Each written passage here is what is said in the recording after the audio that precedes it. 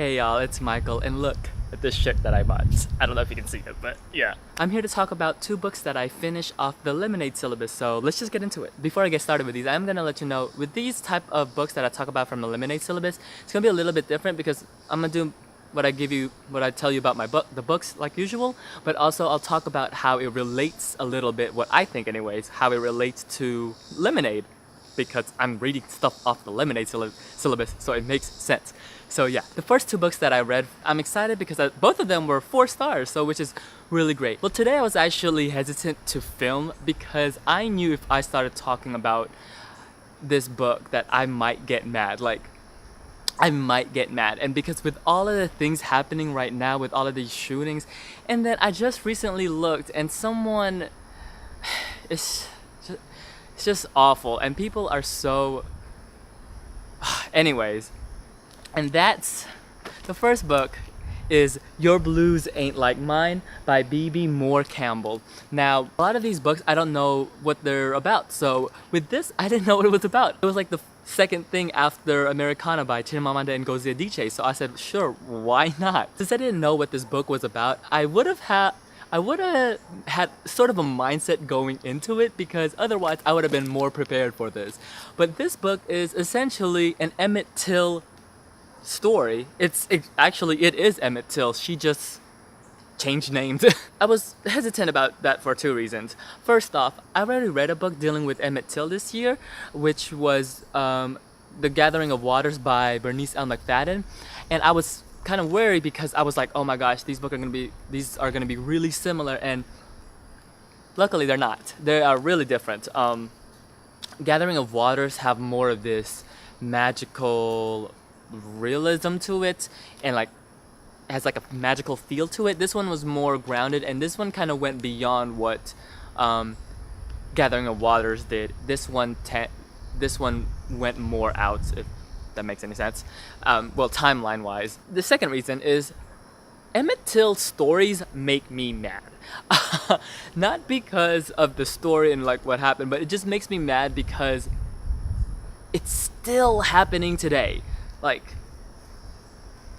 it's still happening today. Literally 20 minutes before I put this up, it happened today twice. How? You know what? See, this is why I was really, But anyways, I'm here to talk about books. It's about this black man. He's 15 years old, and he basically talks to this white woman. This happens in Mississippi. Her husband gets salty about it. What are you doing talking to this black man? He was speaking to her in French. And then next thing you know, they go to his house and kill him. And then when the trial comes, obviously she lies about it. And then there's no justice for the white man, except he does like a little time in jail, but it's like not even equivalent. It's not even enough for what him and his family did. And I think that what makes me really mad is that we all know the woman, she fucking lied. She lied to everyone and said that he was harassing her, and anyways. But literary wise, this book takes place from different perspectives. We follow Lydia, the white woman who tells the lie. We also follow her husband. I was about to call him Emmett Till. We follow Armstrong. That's basically who Emmett Till is. We follow Armstrong's mom, and then his dad. This book, I really enjoyed it actually, and I was pleasantly surprised because it moved really fast. What I love about it is because we see this perspective, we see this event that happens, but we don't actually linger onto it that long and lengthwise anyways. It's probably like only 1/4 of the book. We see the start of the story and we see where he gets murdered. We see the trial. Like the trial is literally like a page. It's not even expanded. Because in my head I'm thinking maybe Miss Campbell, in her head, I mean, we all know how the trial, what happened essentially, and I'm glad it was just like a few about like, here's what happened and we don't need to go into it. I mean, how this instance essentially affects everyone, but it also covers about relationships with family. I don't know, because it's kind of spoilery on what happens later in the book, but let me talk about the father and son relationship and then the mom relationship with Armstrong. That was probably my favorite character to follow, is Armstrong's dad. Their portion I loved reading so much because we see this mom who is so affected, obviously because she lost her son. The repercussions of, like, there's no justice at all, and she has to live with this. And then we have his dad who is not in his life at all, but there's this point where it's almost like a redemption story with Armstrong's dad, Waddell. It's like he is trying so hard. He's trying so hard because of the incident to better himself and to show his daughters, to make them have a better life and to make sure that this doesn't happen again. I really loved his redemption story. I thought I was so into it.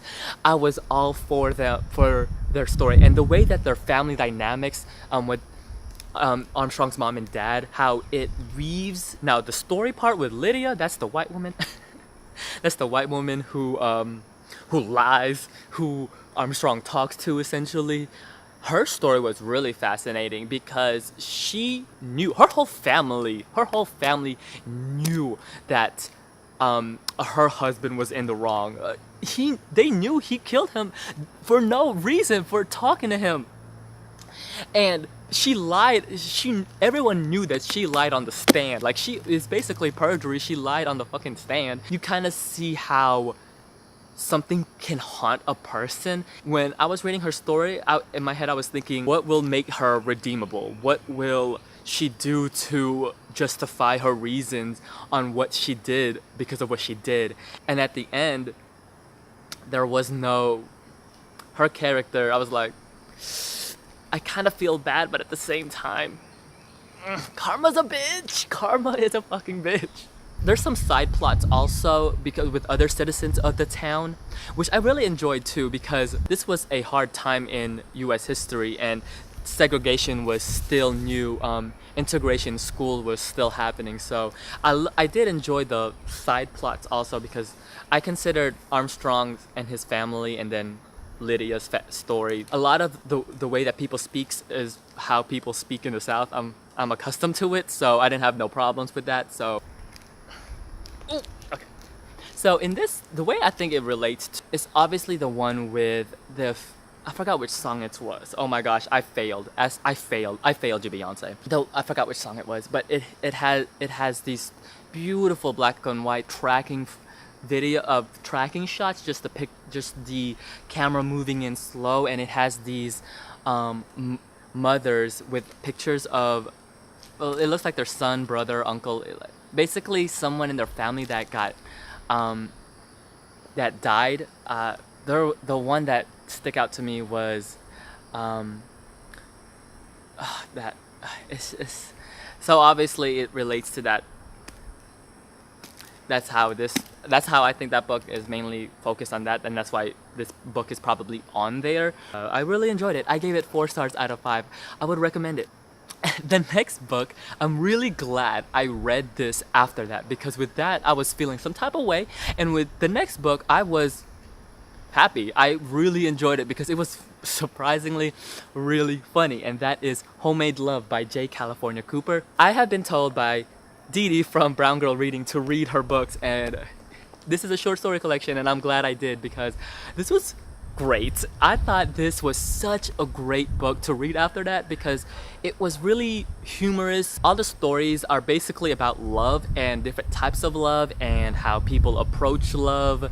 Love, hashtag love is love, and different types of love. I love it all type of thing. I really enjoyed it. All the stories are written in like dialects, certain dialects, stream of consciousness, just like people speaking, just randomly telling you different stories, because it was really interesting because each story was distinctively different in the way that they spoke and their mannerisms and what people, like what the choices that these characters did. I'm gonna talk to you about my favorite because some of these are hilarious. Oh, one of my favorite ones, this one was super funny, is living.